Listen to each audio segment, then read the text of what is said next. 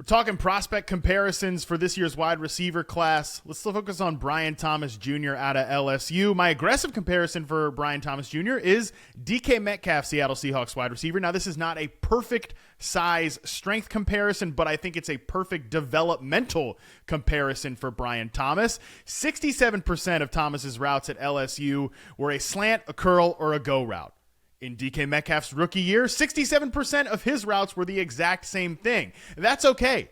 That gives you a way to get Brian Thomas on the field early and burn you deep and win on in-breaking layup routes as he builds confidence. And hopefully as he develops, he becomes more that true number one receiver where he wins in contested situations and as a route runner, again, as that career kind of grows and develops. Now, my cautious comp for Brian Thomas Jr. is former Steelers receiver Martavis Bryant. I think this is sort of what happens if Thomas Jr. tops out as a low volume but big play yielding wide receiver 2, which is kind of more in line with what I think his median outcome is as a player. Essentially, this comes down to route running, like the development there. But regardless, I think Brian Thomas Jr. is going to give you big plays in space as a run after catch asset. He's also going to give you vertical plays, both because of his speed and his tight coverage ability.